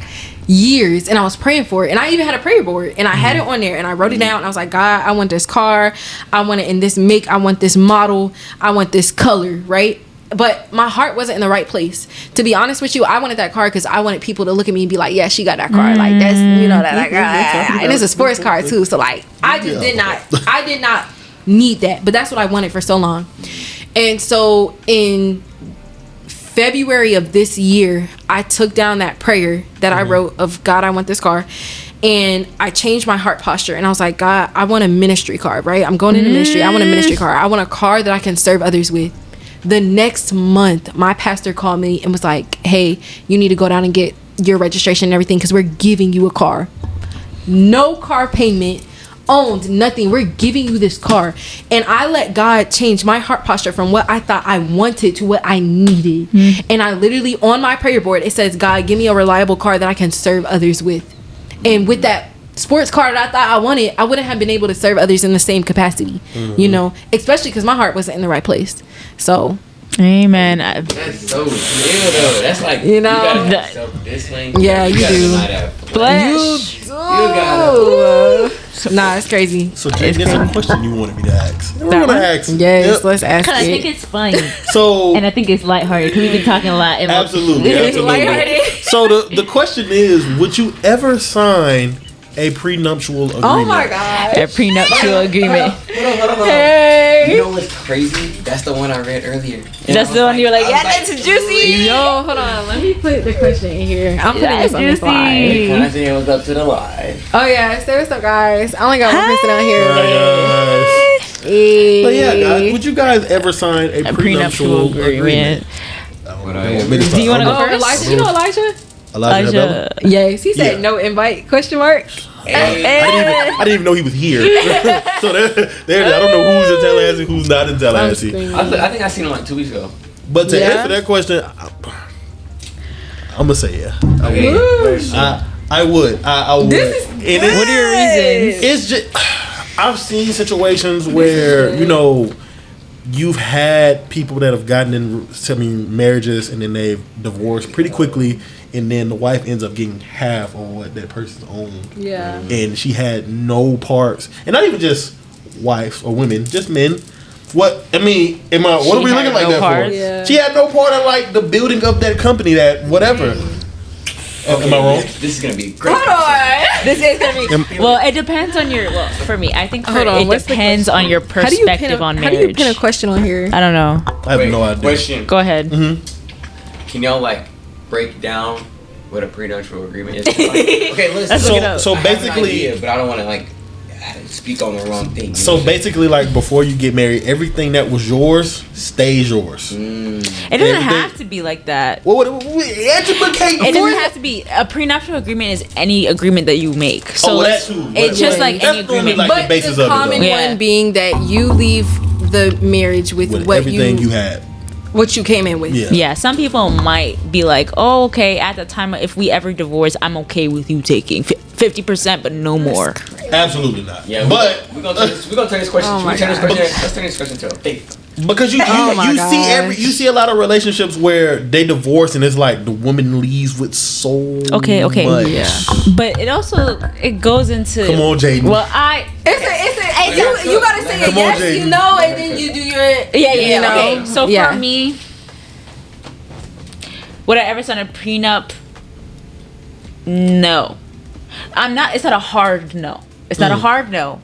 I'm willing to talk about it more. But for me personally, the way I see marriage, no. Not that I don't believe that I could ever get divorced or anything, but I believe that in God's eyes, when a man and a woman get married, they are one. And so for you to be like, she didn't she didn't contribute to anything of my businesses, blah blah blah. I had these businesses before I met her. You the one that chose her to be your wife. No one asked you. Absolutely. You know what I mean? You made her part of you.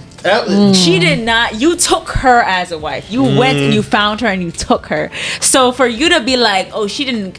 You had control over whether you married this person or not. And I think that if you go into the marriage thinking that this is mine and she will never have access to this, it already starts the marriage on a basis of not biblical. You are one to God. To God, He looks down and He sees one. This is one.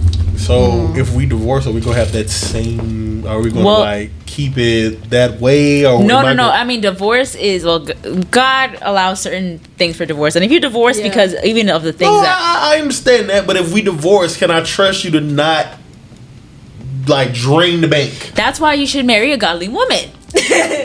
I mean, I would not drain the man. If he wants his money, I'd give it to him if I got divorced. But I think my fear is with prenuptial agreements is I wouldn't sign one because I believe that the man I'm going to marry is going to be the man I'm going to marry. But some situations, yes. That's it. That's it. The only situation, obviously cheating, adultery, and a big one for me is if that person decides not to follow God anymore, I no longer want to be in a relationship with you. If you follow, may that love never find me. Okay, if you're struggling, okay. May that love never find me. But if you come to me and you talk about I'm an atheist now, I believe in the voodoo, and I can't be married to you anymore, so I'm sorry. So that's why I get scared of I don't want them to take everything I own, because what if but I don't believe that the man I'll marry will ever do that. But if that happens to where they fall away from God and anything and we have to separate, I'll give him what he wants. I don't really mind. I love this person enough to marry them.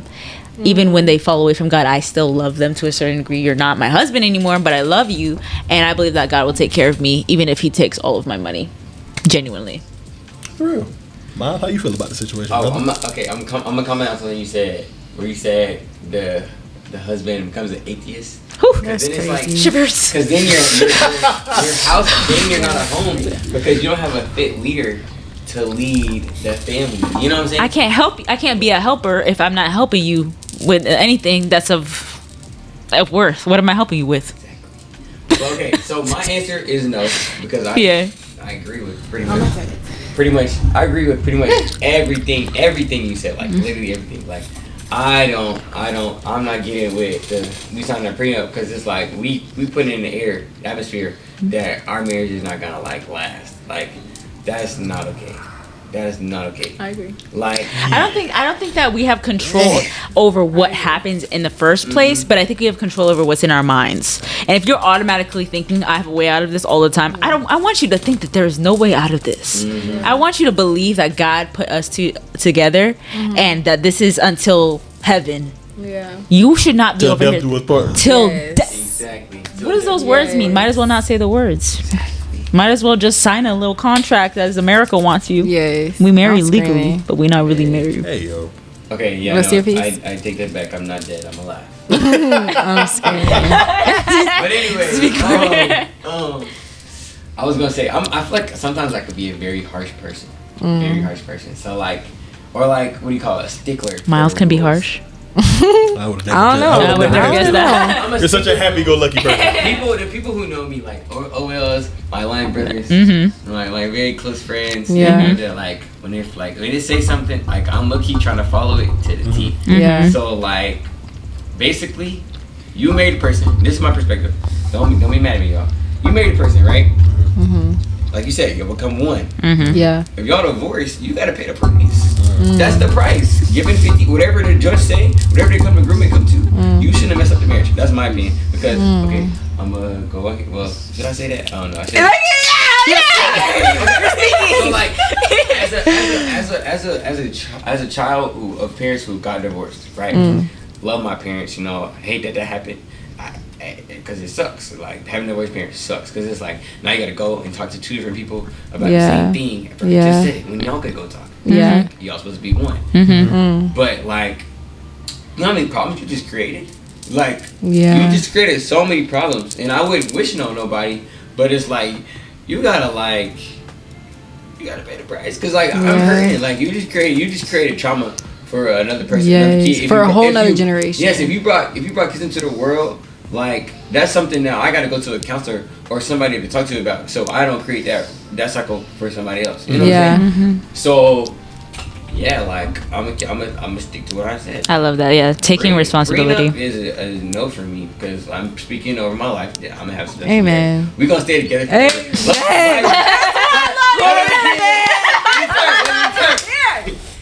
Oh my god. Okay.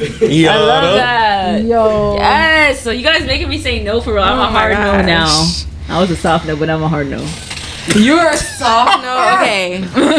This my take. I don't know. That's not even an option. A prenup is not an option. Like at all. Once we in it, that's it.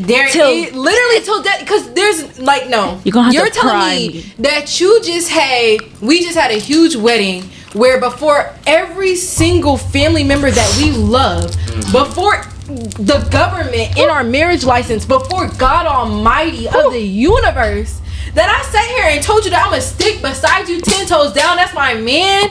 Then you gonna be my man till I die. You're gonna be my man till I die. Like prenup is not an option. I mean, no, it's not. It's not negotiable for me, to be honest.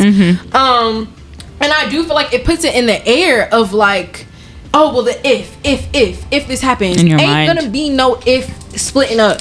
There can be like challenges, the ups and the downs and the this, that, and the third, but like there is no splitting up. Like I made a covenant with you before God. Like I made a covenant. Like I'm not breaking that. I'm not leaving. You not leaving. Like we got like marriage is a ministry. Marriage is a ministry, and it is genuinely such a blessing for the kingdom of God that like I'm not finna step back on what I said. Like if I sat here in front of everybody that I know and that I love and proclaimed my love to you, there is no reverse Uno card for that. There's not no splitting up. There's not no this, that, and the third. Like once we marry, and that's it. There's nothing that's breaking us apart, and that's the way that God created it. Of course, you know, within different situations that He says are deemed appropriate for that. But it's like God created marriage to be such a beautiful thing, and I'm not gonna let a man-made ideology of a prenup and being able to establish, oh, what you have is what you leaving with, and you get this, that, and the third. Like, no, we are one in Christ. We are one in Christ, and what?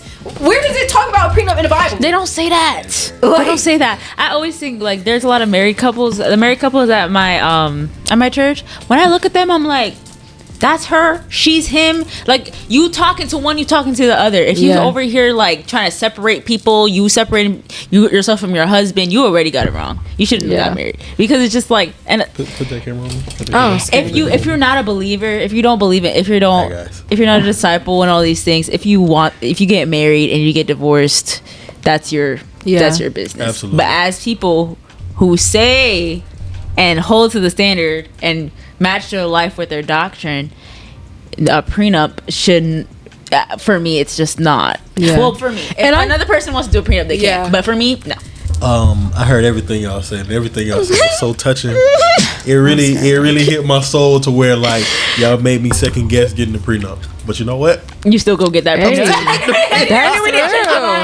That's real. But you know, and I pray for your wife. I just feel like don't pray for her, because she's gonna be in great hands, greatly taken care of. But I just feel like in a you situation, gonna take 75% of her stuff. No, absolutely not. She gets to leave with whatever she came with. But my thing is, she didn't come with nothing. The thing is, also, it's like, even if you did, even when you think about a situation like this, if you are considering a prenup, it's like, what can God not provide times 10 in a situation where you do get divorced? Like, genuinely, what can God not do for you times 10?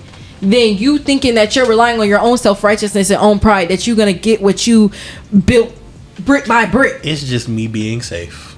I'm just asking for safety. That's valid. That's valid. AKA it's just him being faithless. I'm screaming. I'm being safe. That's it. That's all. Valid. I don't know.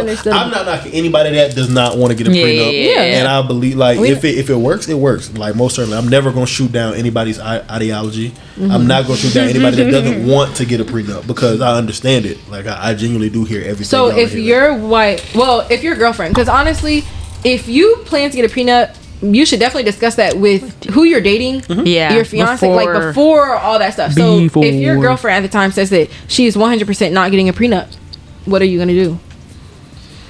Is it here we go skating to the door? I don't know, man. Because why do you not want to sign a prenup? Well, why do you want to sign a prenup? Exactly. She might think that. What did Jaden say earlier? Things happen, guys. Anything can happen, and I'm not saying those things will happen, but we've seen worser things happen in life, where we've seen people that are supposed to be forever end. Okay. So I have a quick question. Answer.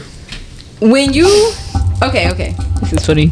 So when you're entering into a marriage, what percentage of you says that it's going to work out forever, and what percentage of you says there's a chance? 100% of me says it's going to work out. There's no way 100% of you thinks it's going to work out, and you still sign a prenup. That's all right, like 80%. So tell me the percent. Yes. 80%. Okay. But I think percent. Oh, I'm so sorry. No, you're good. So sorry. But I think that's fair though. Like, we have to and of course, no one wants to get married to somebody and think it's going to end. Right. Like, I hope not. Right. I genuinely do hope not. But you do when you sign a prenup. That's not always the case. We're just being saved. There's nothing wrong with that. At that point, you are not putting all your trust. You're not. You're not being. No, don't think of it like that. It's not thinking of it. It's what it is. Like, you're saying to definitely part, but it's like, I'm gonna sign this prenup though. Yes. Like, I only say it with like half my strength. Yes. Or like 80%. 80%. So in your wedding vows, you need to say, I love you until death do us part for 80%. That's what you're saying. That's what you're subconsciously saying. But consciously, you're gonna sit here and say that you love this woman with all your might. But subconsciously, only 80% of you believes that you are gonna be with her forever. And to be honest, would you want that in a woman? Would you want a woman to be like, I'm 80% sure of you? That's not what I'm saying. That's what you're saying. That's not what I'm saying. Let me put it like this for you. Talk to me about this. So, like, you know how I brought up the kids and divorce and all that? Absolutely. So, like, say you got kids, right? Mm-hmm. So, Are you gonna?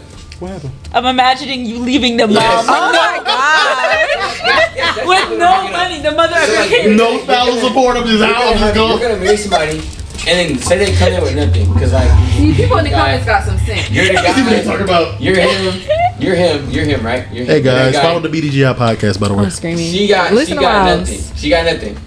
So that means you, after you get that divorce, you have to step up and provide all of that, because she's Absolutely. not gonna have nothing. Absolutely.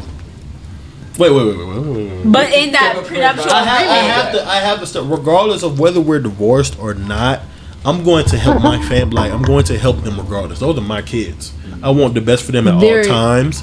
Joint kids, not just Those are your our kids. Okay, but if we divorce, they're Okay. still our kids. But at They the same are. time, you know, if we They divorce, will never be just your kids. absolutely. Go But if we ahead. divorce, unfortunately, I'm more so focused on their well-being and safety and like making sure they're good. Like if we but divorce, if they Let me get are some scripture. her kids too, if she they're still our I know, kids. but if they are her kids too, their well-being what? is her well-being too. You Well- can't just well- separate them too. Well, if they're good, then they're good. But at But the same she's time, not good. They're not good. Okay. come on, pops. This is just I got gonna it. be a rabbit hole if Come we on, don't. pops. Before you go, I want to say something. So like, I'm going to your verse of the day. I got to. Absolutely. Because it's like when you say love, when you say love, I don't think loving somebody is leaving them out like that. You know what I'm saying? Holds no record of know about that one, Miles. It's like the No. way- Hold on, and then on the top of way that, you look what is the sorry? No go record ahead. of But the way Hold on, I'm I'm looking gonna at type I will it, flick your the lip. way I'm looking at it is like Yo, hold basically on. when you sign that prenup, you're like cutting ties with that person. Like you don't want to see them no more. Like, No, I'm finna cut. you know what I'm saying? Like that's what it looks like, and like that's not love technically. It's not. Hold on. 1 Corinthians 13:8. Love never fails. So what's signing a prenup That's the if next you gonna verse. say that? It literally the next verse. Hold on, but let me put it all together. Love is patient. Love is kind. Love does not envy. It is not boastful. It is not arrogant. It is not rude. It is not self-seeking. It is not irritable. And does not record I'm of making sure you're wrong. listening. Love finds no joy in unrighteousness, but rejoices in the truth. It bears all things, believes all things, hopes for all things, and endures all things. Love never ends. Who wrote that, God? So he cooked. He cooked it up. I love it. I'm gonna have y'all say my vows about wedding, but even I'm then, screaming. Okay, I'm and just you saying, know, like, God is love, right? Yes. And so this is what God is, and so we will never 100% be perfect, and you know we will fail. That's so good. We will, do some of these things, but if we go into loving someone without that kind of mindset, you don't love that Yeah. person, and you're not locked in with God. I want to talk about that earlier. Like literally, like whenever you brought it up, I was like, wow, like that's like a blueprint. For, Yeah. like, any relationship, It is. like, go away. The friendships, even. like friendship, non-platonic, platonic, Yeah. like all of those like relationships. Like you gotta go off that, and it's like Yeah. that's also what I want to talk about. Like since God is love, like if you don't have God in your life, like those friendships are not like they're not structured the right way. They're not. You're not. And like you could say they are, like people could be good people, but they don't know God. And so then like anything could be like anything bad could like go down, and they're just like they're not gonna understand. They're not gonna go know why. So that's what Amen. No, that's good. I think that's good. But nonetheless, respect. Yeah, Your respect. thing. Respect. Nonetheless, respect. Yeah. They can't force you to do anything. Yeah, Absolutely. yeah. No. No, this was good. You can't control people. Like you gotta let them for like what they do. You know what I'm saying? Yeah. What they are. Right. You just gotta, you know what I'm saying? No peer pressure. Just absolutely. Yeah. You know. Yeah. So This is we have good. time for one more question. One more This is question. gonna be like a light-hearted question, okay? Okay. We keep saying that, then we get to Yeah, it's crazy. I mean, but But I think it's good it's actually combo, gonna be like though. a It's very good light-hearted combo. question. It's very gonna be- Okay. So I saw something on TikTok. I forgot who it was from, but I'm pretty sure I'll find it and I'll give you credit for it when I post it. But so would you take the risk of taking $500,000, just take it and and just go, or risk it, flip a coin for $50 million? And if you call it and I you get would it wrong, say, you don't to get be nothing. honest, I would go with the $500,000 because I don't need $50 million. I don't need it either. What? I literally I'm don't sorry. need $50 million. Like, No fault. what is no genuinely, like, I don't need $50 million, and I would rather live a humble and gentle life, to be honest with you. Like, In complete honesty, like, I am not money hungry. I am not money driven. The love of money is the root of all evil. What do I need $50 million for? So I would take that $50,000. I would tithe off that $50,000. I would make my own foundation and give out scholarships. $500,000. Make my own foundation and give out scholarships, and then bless others in the way that the Lord calls me to be honest with you. And even, what did you say? It's 50,000? 50 million. Or 50 million. No, that was good math. You said you got 500,000. You got 500,000. Tithe low-key be yes. I mean, like, hey, because it's just like, I don't need all that money. I don't need $50 million. Like, what are you going to do with $50 million? What am I going to do? That's not going to corrupt you and end your life, for real. Because that's what happens in today's world. Genuinely, you could give me $50 million right now. I won't take it. What's the quote? Because I don't want to be rich. What? What's the quote? You can't see what you need because you trying to get what you want. You know? Oh yeah. I don't know how you say it. Don't get me wrong. I would take the 500,000 just because I don't want to risk it. So I said, no, I'm taking that 50 million. Yeah. But you gotta flip a coin, and if you use for you know what I'm saying, wealth, you call it generational wealth. Can build 500,000. 500,000 can build. That's $500,000. 500,000 can build generational wealth. But remember, if you flip that coin and say you call tails and it lands on heads, you get nothing. Exactly. So why would I risk that and just walk away? That's a crazy risk. Also, that 500,000 can be turned into 50 million. Absolutely. Like, yes. Look. If you're smart with your money. If you're smart with your money. Invest in a Roth IRA. Yo, a Roth IRA is smart. I got a Roth IRA. And then guess what? Your kids got that. Yes. When they got all that money, you know what I'm saying? But guess what? You gotta make sure you tithe. Guess what? You're gonna get back tenfold. They said with this economy they can't flip it like that. They say in this economy you can't flip your IRA. You can't do that. Oh. No, a Roth IRA for sure. I don't.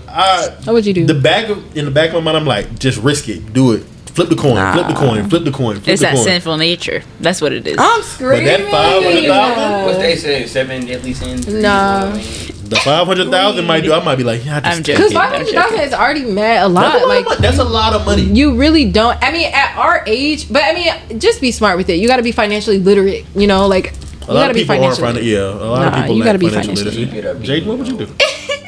You gonna flip the coin? Yeah, no, I'm taking the 500,000. Oh, you gonna take? Okay, you gonna take 500,000 because you say you don't need 50 million. Yeah, I don't need 50 million for anything. But imagine what you can do with 50 million. Exactly. I don't want to imagine that because then I'm the next P. Diddy. I don't even know what happened. You don't have to be Diddy. Girl. Why is that the first thing you thought about? That's what happens when money gets to your brain. You start thinking that you could buy anything you want.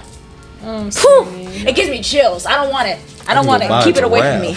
Keep it away from me. Wait. So what was yours? So you said. You're gonna take. I'm taking the 500,000. But the first thing I thought about if I took the 50 million, have y'all seen what's it called? Dang it, Kingsman. Have y'all seen Kingsman? No. Kingsman. That sounds familiar. Oh, it's like basically it's like a Secret Service movie, right? Yeah. So like basically all these people they like got together and they like created a Secret Service like spy service, and I like low key would do that. Yeah. Secret Service. Oh, here comes Jaden. Let me stop. All the lives we could save. Like think about it. Lives. We could stop the bombing. God saves lives, not me. I like where his head is at. I respect that. I see. You can save the people in Iran. Yeah. Save the people in Iran. God got them. Oh. But I am. What happened? I thought it came off. I am buying my dream car though. I'm not gonna lie. Yeah. With my 500,000. What's that? Audi R8. Was it blinking this entire time? That's a great car. Great. It's a great car. Very underrated car. I think I probably brought my dream car. Can I say something? Absolutely. Okay, I wanted to say this earlier, but so y'all know how you gotta like create vision boards for class and stuff. Yeah. On my vision board, I got the Audi R8, but also I got hands holding with the ring. Having that successful marriage, I'm telling you. And I want everybody that's watching this, everybody that's going to watch the episode, everybody that's on this podcast, everybody that has been on this podcast and in the podcast in the future. I want everybody to have a successful marriage. I want everybody to have great kids. I want their kids to live a great, successful, wonderful life. You know what I'm saying? I want everybody to be successful in their own way. Sign a prenup. Be successful in God's way. And thank you. Thank you. Our own way is not going to lead us to nothing but hell. That's the end of this episode. If I got my way. Ooh! Go ahead. Absolutely. Wait, when you said that vision board you said a ring for marriage, right? Successful marriage. Successful marriage, yeah. A successful because marriage? He wants. That's what he wants. Yeah, he put it on his vision board. Okay. Was it a vision board for what, 2025 or just like? No, like. Oh yeah, I was thinking you trying to get married now. I was like, wait, he talking about this year? Oh. Even if it is, speaking into existence. Speaking into existence. But like, I mean. No marriage. Okay, for sure. That's real. That's real. You better be planning. Yeah, but I made a vision for it like freshman year, whatever of college. Do you think you find the love of your life here at FAMU? This is a whole nother conversation. This is simple yes or no. This is simple yes or no. Do you think it's possible for some people be like, oh no, I can't find the love of my life here in Tallahassee. I feel like if you look in the right areas, you can. Yeah. No. Yes, for sure. I have two things. Go ahead, say it. Okay, I'm very observant, guys. I don't know if y'all want to talk about this. But I've been. I know what you're gonna say. Looking at y'all's yeah. Both of y'all. So like, what's the purity ring? What's it called? Purity ring. Please explain what it is, please. Yeah, they do. Nice. But I don't think that you need to do it or anything. It's something that I decided to do. Yes. And yeah, just for because it's like, it's just a reminder, like, God is my husband until I have a husband. So that's good. That's literally it. That's it. Yeah, literally. Like, just committing yourself to waiting until marriage, like, it's very difficult, and it's a conversation that's not always talked about, especially from someone who did not always wait. And so, like, rededicating my life and my journey to that has been such a beautiful thing. And so, I definitely, like, stand by this, live by this. If you're not waiting until marriage, it's not happening. Don't look at me, because I'm not here. Because I've definitely, even that, like, I have been with people who are like, I'm not waiting till marriage, but I'm waiting for you. And I'm going to wait till marriage for you. And it's like, no, you need to wait till marriage for your own understanding of the importance of waiting till marriage, not for me. You know, and so I think there's so much importance in that, and too many people just don't. Yeah. Nice hoodie, by the way. It's a very nice hoodie. Thank you. Oh, shout out Kyler. It's funny, he came on here and he said Boya, but it stands for because of who you are. He goes to FAMU, and it's Heaven Sent Fashion. I like that. It's good, you know, little. Oh yeah, Are there any Christian-based, any other Christian-based brands and clothing brands in FAMU or Tallahassee in general? Yeah. Larry. I was about to say, Give Up Your Own Way. Yeah. Gaio. Yeah, my friend Priscilla, for women, she makes her name is P Designs. She makes like sweatshirts. They're really cute. There's one, I don't know the person's name, but Chosen by God. There's one. Oh yeah, I seen that one. Yes. I think Malik, you know. Yeah, Patrick. Yeah. And, that's my guy. Yeah, Jabari, they be wearing that. I want to get some of that so bad. Nah, I need to too. But what was I gonna say? Were you talking about the rings still or no? Yes, I was gonna say something. You did. He is very observant. Oh yes. Okay, so I was gonna say also, like, I feel like there'd be like, people ask me all the time. They're like, okay, what if you talk to somebody and they're not waiting for marriage? Or like, they always ask me, like, is the girl I'm talking to, like, is she waiting for marriage? And I'm like, my answer is like yes, like always, like yes. Yeah. But like, I feel like there's maybe a case, like I feel like there's some cases where you like have to like also like accept somebody as well, like even if they aren't, because like, well, you wouldn't talk to them until they're waiting for marriage. I wouldn't talk to somebody until they're waiting for marriage. I know that for sure. Mm-hmm. But like my high school principal, like he led his wife to Christ. You know what I'm saying? So like maybe like before that she wasn't waiting for marriage, but then like since he led her to Christ, now she is waiting. So it's like, I think there can be special cases, but for me personally, I'm also gonna like only talk to people who are waiting for marriage, because like we're on this journey together, but also like you're on your own journey. You know what I'm saying? You gotta make sure you keep your boundaries up. Yeah. It's very important. Keep your boundaries up. Yeah. Say no to anything. If you need to say yes to, so say no to it. Oh my gosh. No, that's so real. I definitely have met a couple that the woman like led the man to Christ and they came together. But I was reading, because also like my understanding for waiting till marriage, it was like understood in the Bible, but also, to be real with you, I needed more understanding. And I read a lot of spiritually based books. So I read like 3 books about abstinence and the importance of waiting till marriage. Thank you. And so one of them was called 60 Things That God Says About Sex. And it just helps me understand the way that God created it, how it's supposed to be used, the importance of marriage, all like everything connected to any sin that is done that kind of betrays that. And it's a very beautiful book and very in depth, and it's very much needed for my understanding of like why should I, but like why. And then even I personally fell into that lie of like, I lost my virginity to someone that I thought I was going to get married to, but I kept doing it because I was like, oh God, we're just going to get married, so like it's okay to do that. And so that was honestly a lie. And then even crazier, I thought I had to marry that person because I had sex with them. Yeah. You know, and so like I stayed in that relationship.